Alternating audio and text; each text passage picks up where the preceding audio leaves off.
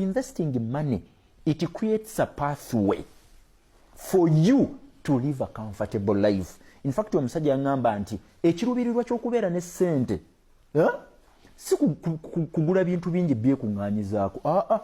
Ekirubirirwa ky'okukola ssente ne zibeerawo nga ziwerera ddala kugula budde obeere na bungi.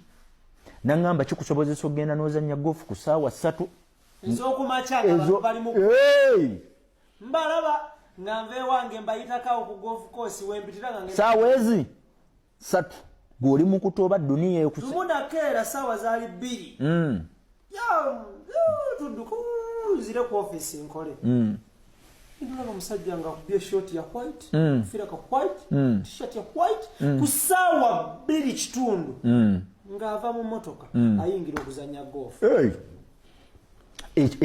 Kati obwo bwe bulungi bwa ssente nti bwe zibaawo ng'owazinvesting adda ssente ze ziri mu kukola. Omanyi nagamba abantu, you should never work for money, you must always ensure money works for you.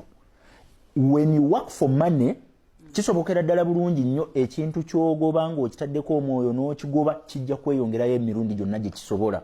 But as long as oli mu layini y'okumakinga sure nti otegeka ssente zikukolerere, zo teziyinza kulemererwa kukola buvunaanyizibwa bw'ozitumi. Era omusajja yangamba nti financial planning is directing and instructing your money what to do instead of wondering where it could have went. Good one. Oli mu kwemagaza oba zirazeewa zigenze mu bintu by'osinga okwagala by'ozitaddemu ate ebitazza ssente.